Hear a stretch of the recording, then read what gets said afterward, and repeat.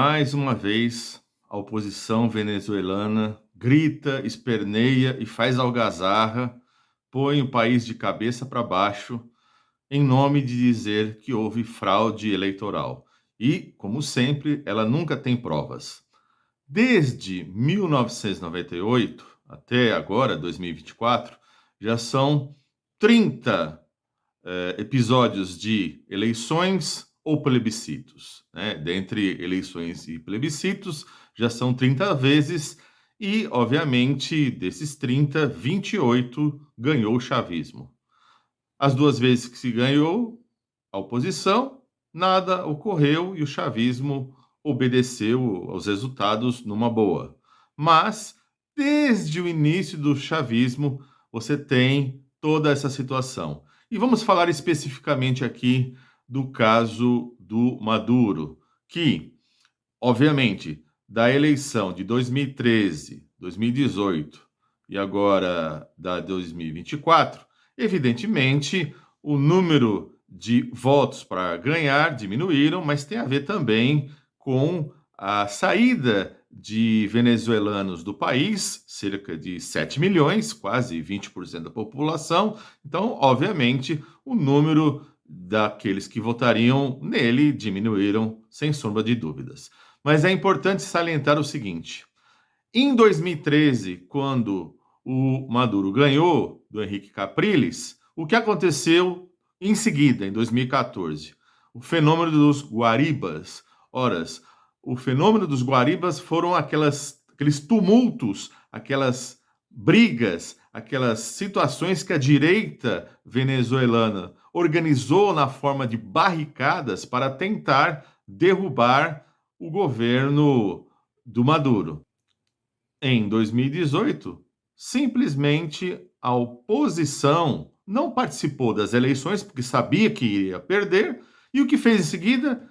Criou esse fantoche chamado Juan Guaidó, que seria o governo paralelo, que eles diziam que, portanto, era o verdadeiro governo. Então, essa farsa, ou seja, alguns países até reconheceram o governo Guaidó, obviamente liderados pelos Estados Unidos, essa farsa toda, mas caiu, com os anos, caiu no ridículo, né? Entre 2019 e, sobretudo, até 2022, sobretudo no ano de 2022, então, quando tinha reuniões internacionais, a própria imprensa, cadê seu presidente? Né? E cadê o Guaidó que nem está aqui, né? Nas reuniões internacionais, econômicas, políticas, né? Então, simplesmente, mas mais uma vez, foi ali a tentativa de criar confusão. Então, vejam, 2013, após as eleições, Guaribas, 2018, em seguida, Juan Guaidó, e agora fiquemos com as barbas de molho agora em 2024, porque mais uma vez vem a mesma cantilena. E é preciso entender o que é o sistema eleitoral venezuelano. Vejam, assim como o brasileiro, você vai lá no local de votação, você põe lá a sua digital, portanto, você tem o reconhecimento digital, assim como o Brasil, e após isso você vota, diferentemente do Brasil, que você vota no indivíduo, aqui aparece o quê? O partido. Você vota no partido e, obviamente, essa coligação, né, desses partidos que acreditam o voto ao presidente. Por isso que, no caso, o Maduro aparece lá 13 vezes, porque são 13 partidos que fazem essa frente, e o Edmundo Gonzalez apenas 4, né? Mas, enfim, após essa votação, sai, portanto, um voto de papel, né? Portanto, já foi votado, já foi creditado, já foi, portanto, encaminhado ao Conselho Nacional Eleitoral, né? Ou seja, já está registrado eletronicamente, facilmente auditável, e, obviamente, simplesmente o voto em papel você deposita na urna. Digamos, seria mais um recurso final para se tivesse algum tipo de problema. Ou seja, em outras palavras, o sistema eleitoral venezuelano é mais sofisticado que o nosso. Se o nosso mundialmente já é elogiado, com exceção do bolsonarismo, obviamente que vem com esse papo furado, o venezuelano ele é mais aperfeiçoado que o nosso. Isso poucos sabem e deveriam saber, né?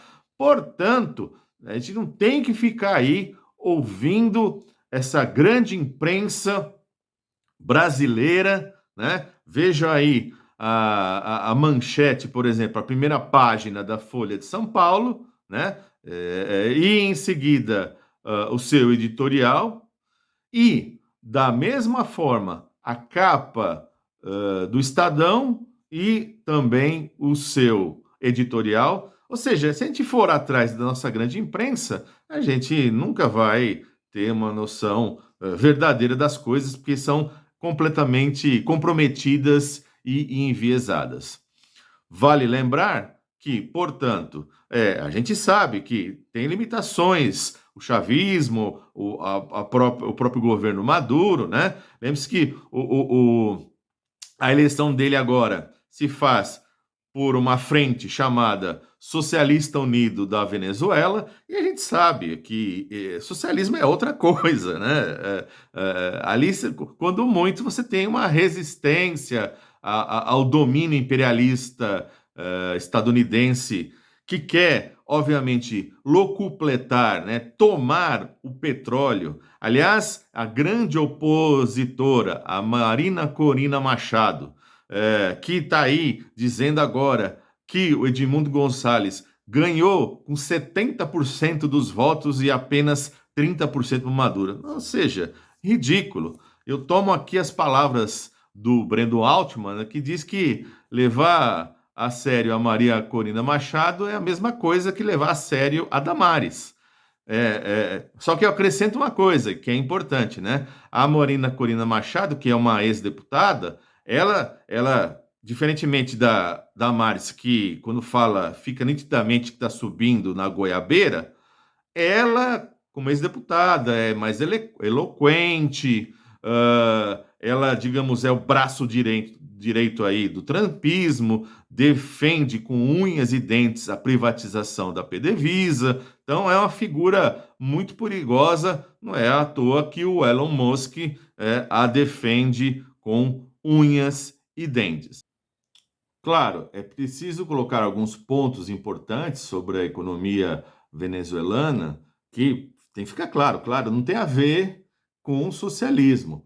Ou seja, o grau de liberalização e dolarização disfarçada dos últimos 10 anos só se intensificou, né? Hoje em dia, o dólar não é moeda oficial na Venezuela, mas você pode sim pagar algumas coisas lá dentro do país em dólar. Aliás, alguns comerciantes já colocam o preço em dólar exatamente para, na visão deles, não ter a inflação. Aliás, o processo de hiperinflação foi combatido e agora nós temos o ano com a menor estimativa de menor inflação. Além do que as projeções do próprio inimigo de classe, que é o FMI, de que projeta aí um crescimento positivo da economia venezuelana. Há de salientar também que nos últimos 2 anos o Maduro fez uma coisa muito importante, inclusive para incentivar o turismo, né? Porque todo mundo dizia: olha, nunca bote os pés na Venezuela, porque a polícia é extremamente. Ela cobra lá taxas, né? Fica lá obtendo propinas. Bom, a gente conhece a fama de policiais rodoviários, seja no Brasil, na Argentina, em qualquer país, né? Se bobear, você tem isso mesmo, né? E o que fez simplesmente o Maduro? Ele permitiu que cada pessoa possa, digamos, filmar, usar uma câmera dentro do seu carro para filmar a conversa quando for abordado por um policial rodoviário. Simplesmente isso cessou qualquer possibilidade de fraude, isso, ou seja, de extorsão, de propina. Isso foi ótimo, portanto, né? Inclusive, você começa a ter brasileiros que chegam de carro, né? Que até então iam até a Venezuela e não entravam Perdão. Você tem agora pessoas que até então Você tem agora pessoas que até então se dirigiam de carro até a Colômbia e não adentravam a Venezuela, agora sim já estão fazendo aí a entrada na Venezuela para fazer turismo, inclusive brasileiros, né?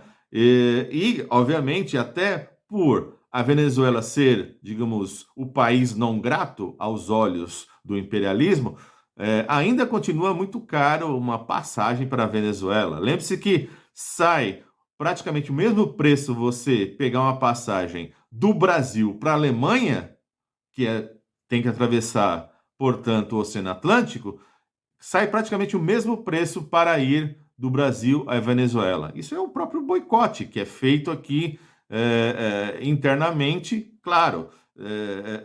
Tem o dedinho disso do imperialismo, né?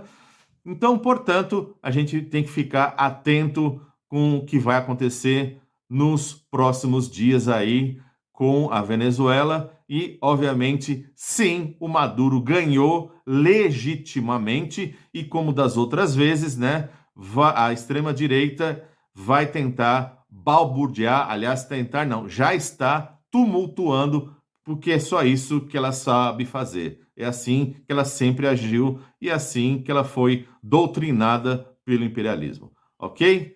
É isso, um abraço, deu joia, né? Se você chegou ao canal, inscreva-se e nos vemos aí nos próximos vídeos.